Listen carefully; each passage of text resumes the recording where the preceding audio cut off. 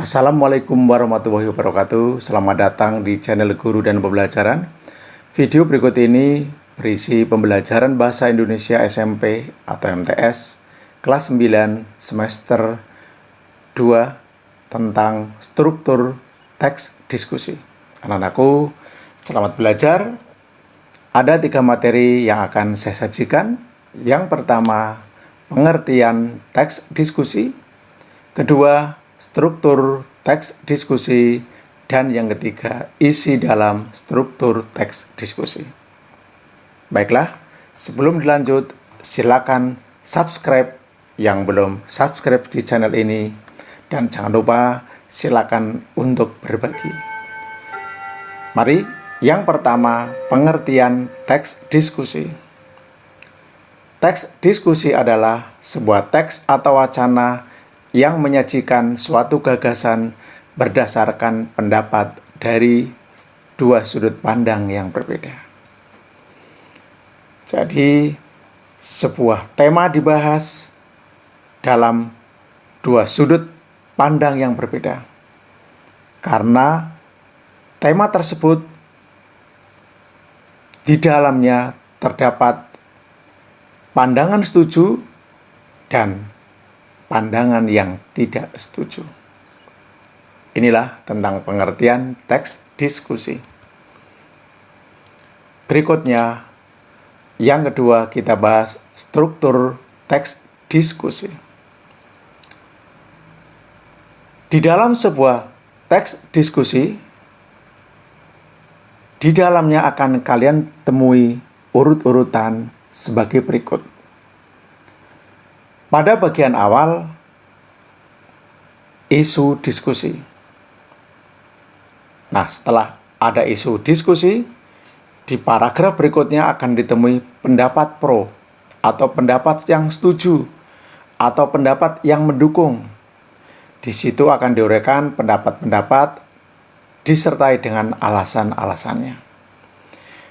Pada urutan yang berikutnya atau urutan yang ketiga yaitu pendapat kontra, pendapat yang menolak, pendapat yang tidak setuju.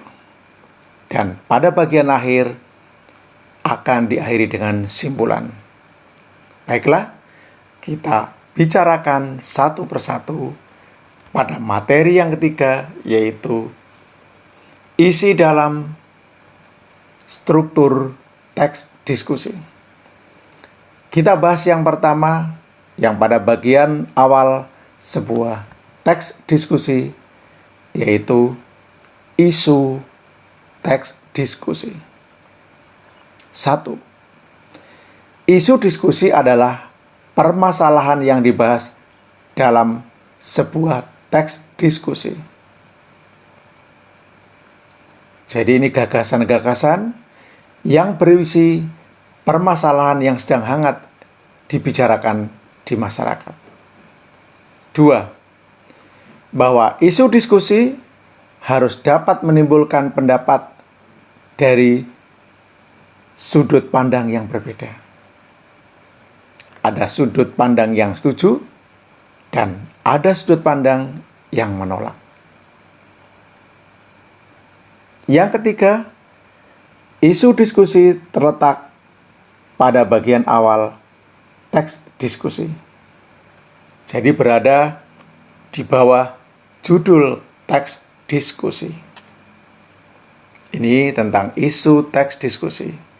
Letaknya di awal setelah judul teks diskusi. Berikutnya, setelah isu teks diskusi akan disusul pendapat pro dalam sebuah teks diskusi. 1.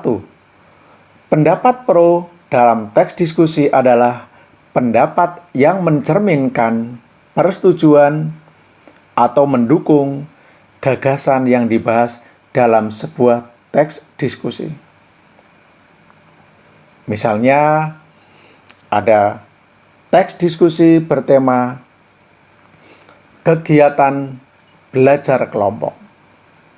Nah, pada sisi yang pro, yang mendukung, silakan disebutkan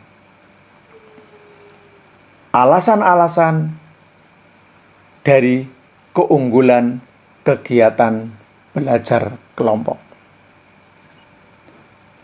Yang kedua, bahwa pendapat yang disampaikan harus didukung dengan argumen atau alasan yang kuat untuk meyakinkan persetujuan terhadap gagasan yang disampaikan.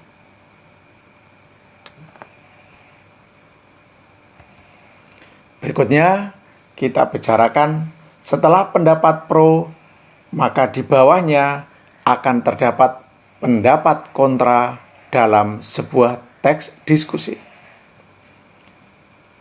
Pertama, bahwa pendapat kontra dalam teks diskusi adalah pendapat yang mencerminkan penolakan, tidak setuju terhadap gagasan yang dibahas dalam sebuah teks diskusi. Saya contohkan tentang kegiatan belajar kelompok tadi. Pada pendapat pro disampaikan tentang keunggulan kegiatan belajar kelompok. Nah, pada sisi pendapat kontra disebutkan tentang kelemahan kegiatan belajar kelompok. Misalnya, bisa terjadi sering guruan, bisa kurang serius, sehingga terjadi pemborosan waktu. Nah, silakan ditampilkan alasan-alasan untuk mendukung pendapat kontra. Jadi, ini yang kedua, bahwa pendapat yang disampaikan harus selalu didukung dengan argumen atau alasan yang kuat untuk meyakinkan penolakan terhadap gagasan yang dibahas. Saya lanjutkan tentang simpulan dalam teks diskusi. Pertama, bahwa simpulan dalam teks diskusi merupakan simpulan dari dua sudut pandang berbeda terhadap gagasan yang dibahas. Yang kedua, simpulan harus mengevaluasi atau memberi penilaian terhadap argumen yang paling efektif atau tepat sasaran terhadap gagasan yang dibahas. Jadi, pada simpulan sebuah teks diskusi harus merangkum pandangan atau pendapat-pendapat dari dua sudut pandang yang berbeda. Di dalam sebuah simpulan harus terdapat rangkuman dari pendapat yang setuju dan pendapat yang menolak dari gagasan yang dibahas dalam sebuah teks diskusi. Demikianlah anak-anakku pembelajaran tentang struktur teks diskusi. Semoga bermanfaat untuk pembelajaran kalian. Selamat belajar untuk meraih cita-cita pada masa yang akan datang. Terima kasih. Wassalamualaikum warahmatullahi wabarakatuh.